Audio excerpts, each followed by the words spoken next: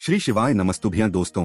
अगर आप लोगों की जीवन में भी धन से जुड़ी हुई बहुत समस्याएं चल रही हैं, जैसे आपको कुछ बड़ा काम करना है और आपके पास उसके लिए पैसा नहीं है, आपको अपना घर बनाना है पर उसके लिए आपके पास पैसा नहीं है, आपको अपना नया व्यापार शुरू करना है पर आपके पास उसका पैसा नहीं है। इसी तरह की अगर आपके जीवन में किसी भी प्रकार की धन से जुड़ी हुई या पैसों से जुड़ी हुई समस्या चल रही है, तो आप लोगों को एक लाल फूल और एक सफेद फूल वाला उपाय जरूर करना चाहिए, जो उपाय गुरुजी ने अपनी सीहोर की कथा रुद्राक्ष महोत्सव की कथा में बताया है। और आप सभी लोग जानते हैं कि जो उपाय गुरुजी सीहोर वाली कथा में बताते हैं, वह उपाय का फल बहुत जल्दी और बहुत बड़ा होकर मिलता है।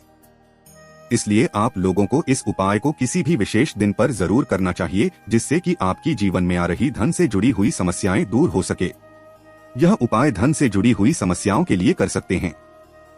यह उपाय विशेष रूप से घर की बड़ी माता बहनों में से किसी भी एक माता बहन को करना है। अगर किसी कारणवश घर में माता बहन उपस्थित न हो, तो उस जगह पर घर के बड़े व्यक्ति भी इस उपाय को कर सकते हैं। गुरुजी द्वारा बताए गए उपाय में इस उपाय को किसी भी दिन नहीं बताया गया है। इसका मतलब इस उपाय को आप किसी भी दिन कर सकते हैं, पर इस उपाय को अगर किसी विशेष दिन पर करेंगे तो आपको इस उपाय का फल जल्दी और बहुत बड़ा होकर मिलेगा। इस उपाय को आप लोगों को मुख्य रूप से सुबह के समय करना है, पर किसी कारणवश आप सुबह के समय इस उपाय को नहीं कर पाते हैं, तो आप शाम के समय या प्रदोष काल में भी इस वाले उपाय को कर सकते हैं। इस उपाय में आप लोगों को 4 चीजों की आवश्यकता होगी। एक बेलपत्र, एक शमी पत्र, एक लाल फूल, ऐसा फूल जो भगवान शिव जी की शिवलिंग पर चढ़ता हो, एक सफेद फूल, ऐसा फूल जो भगवान शिव जी की शिवलिंग पर चढ़ता हो। जब भी आप इस उपाय को कर रहे हो, तो उस दिन शुद्ध होकर स्नान करके आप अपने उपाय की सामग्री को तैयार करके और विशेष रूप से पूजन की कुछ सामग्री अपने साथ रखकर अपने घर के पास में जो भी शिव मंदिर हो या शिवालय हो, वहाँ पर आप लोगों को जाना है।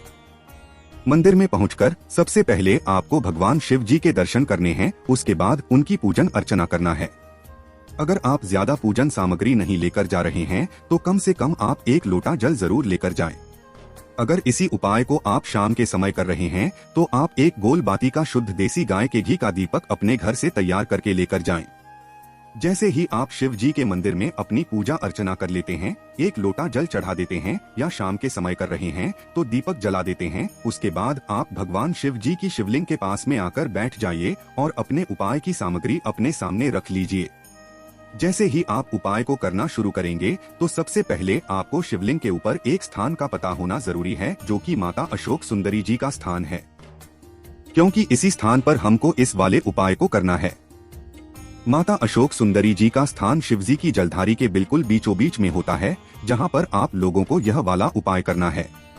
सबसे पहले आप लोगों को अपनी एक बेलपत्र उठाना है और उसे माता अशोक सुंदरी जी वाले स्थान पर समर्पित करना है। इस बेलपत्र की डंडी का मुख जलधारी की तरफ हो, जहां से जल बहता है और नीचे गिरता है, और बीच वाली बड़ी पत्ती का मुख शिवलिंग की तरफ हो, और इस तरीके से आपको इस एक बेलपत्र को माता अशोक सुंदरी वाले स्थान पर चढ़ा देना है। इसी के साथ में आपको कांता भगवान या कांता चक्र और नारायण जी का नाम लेकर ही इस उपाय को करना है। अब आप अपना वह शमी पत्र निकाल लीजिए जो आप उपाय के लिए लाए हैं, और इस शमी पत्र को भी आप माता अशोक सुंदरी जी वाले स्थान पर समर्पित कर दें। इस शमी पत्र की डंडी का मुख भी जलधारी की तरफ हो और पत्तियों का मुख शिवलिंग की तरफ हो। इस प्रकार से आप इस शमी पत्र को समर्पित कर देना है, और साथ ही में कांता भगवान या कांता चक्र, शिव और नारायण जी का नाम लेकर समर्पित कर दीजिए। अब आप अपना वह एक लाल फूल निकाल लीजिए जो आप उपाय को करने के लिए लेकर आए हैं। वह लाल फूल ऐसा हो जो शिवलिंग पर चढ़ता हो, तो वह लाल फूल को आपको इस माता अशोक सुंदरी जी वाले स्थान पर समर्पित करना है। फूलों का खिला हुआ भाग शिवलिंग की तरफ होना चाहिए और फूल का पीछे का भाग जलधारी की तरफ होना चाहिए। इसी के साथ ही में कांता भगवान या कांता चक्र, शिव और नारायण जी का नाम लेकर समर्पित कर दीजिए। इसी तरीके से आपकी चौथी और आखिरी सामग्री एक सफेद फूल को भी आप लोगों को माता अशोक सुंदरी जी वाले स्थान पर समर्पित करना है। खिला हुआ भाग शिवलिंग की तरफ होना चाहिए और डड़ी का भाग जलधारी की तरफ होना चाहिए। यह सफेद फूल वही होना चाहिए जो शिवलिंग पर समर्पित होता हो। कांता भगवान या कांता चक्र और भगवान शिव और नारायण जी का नाम लेकर आपको इस उपाय को पूरा कर लेना है। इसी के साथ यह एक लाल फूल और एक सफेद फूल वाला उपाय पूर्ण हो जाता है। इस उपाय को करने वाले व्यक्ति के जीवन में धन से जुड़ी हुई समस्या बहुत जल्द दूर होना शुरू हो जाएगी, और व्यक्ति जो भी चाहता होगा उसे वह सब कुछ मिल जाएगा। उपाय करते समय ध्यान में रखने वाली बातें: इस उपाय में ऐसे लाल फूल लेना है जो शिवलिंग पर चढ़ते हो। इस उपाय में ऐसे सफेद फूल लेना है जो शिवलिंग पर चढ़ते हो। इस उपाय को आपको भगवान शिव और नारायण जी का नाम लेते हुए ही करना है। इस उपाय को आप सुबह और शाम दोनों समय में किसी भी एक समय कर सकते हैं। इस उपाय को करने के लिए आप अपने साथ कुछ पूजन की सामग्री जरूर लेकर जाएं। पहले पूजन करें, उसके बाद ही उपाय करें।